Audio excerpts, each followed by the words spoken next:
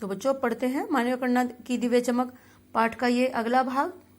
इसमें अब तक आप लोगों ने पढ़ा लेखक की ईश्वर से शिकायत, फादर कामिल बुल्के और परिमल के दिन, फादर की मातृभूमि और उनका परिवार कैसा था।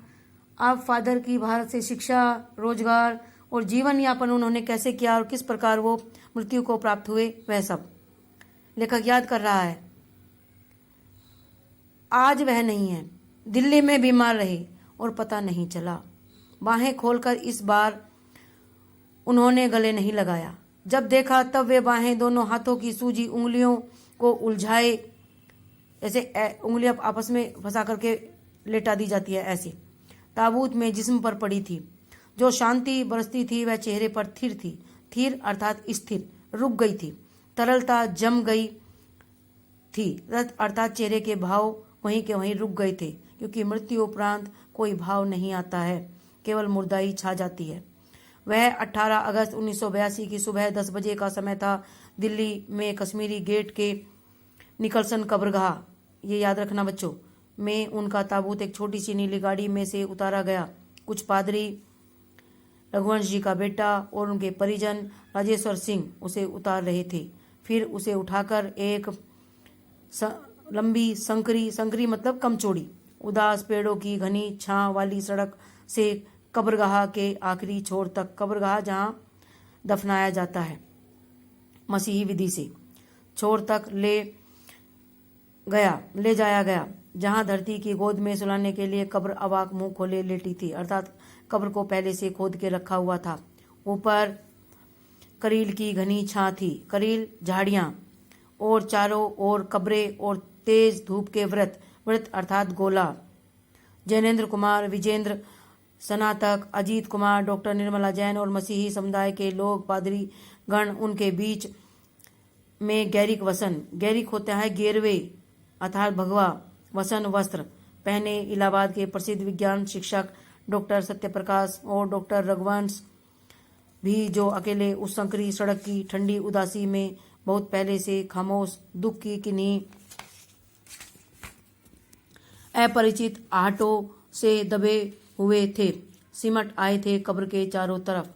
फादर की देह पहले कब्र के ऊपर लिटाई गई। मसीही विधि से अंतिम संस्कार शुरू हुआ, जैसे ईसाइयों का होता है।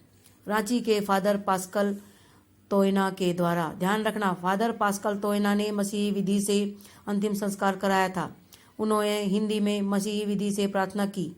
फिर सेंट जेवियर्स के रेक्टर फादर पास्कल, ये फादर पास्कल थे, ने उनके जीवन और कर्म पर श्रद्धांजलि अर्पित करते हुए कहा, फादर बुल्के धरती में जा रहे हैं, इस धरती से ऐसे रत्न और पैदा हों। ये पंक्ति भी बोर्ड में आ चुकी है। रत्न और पैदा हों अर्थात फादर बुल्के के समान महापुरुष और धरती से जन्म लें। डॉक्टर सत्यप्रकाश ने भी अपने श्रद्धांजलि में उनके अनुकरणीय जिसका अनुकरण किया जाए अर्थात अपनाने योग्य जीवन को नमन किया। फिर देह कब्र में उतार दी गई, उनका शरीर कब्र में पहुंचा दिया गया।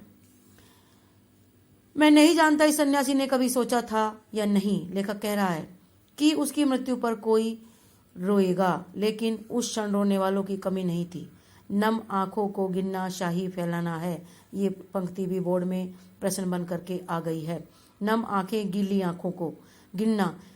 रोने वालों की संख्या इतनी अधिक थी कि उनके विषय में लिखना शाही बर्बाद करना है, क्योंकि अनगिनत आंखों के विषय में किसी भी वस्तु के, किसी भी चीज के विषय में लिखा नहीं जा सकता।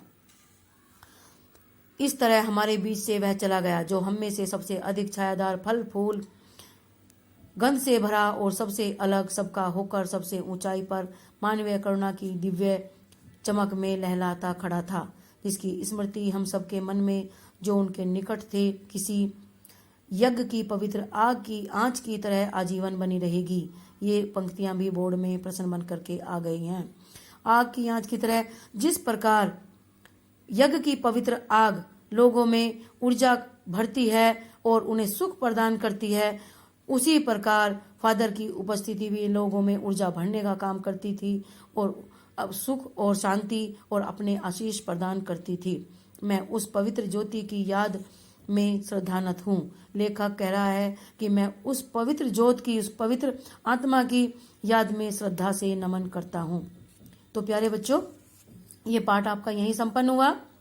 बहुत महत्वपूर्ण है, बार बार पढ़िएगा और किसी भी डाउट के लिए आप लोग मैसेज करके मुझे बता सकते हैं। धन्यवाद।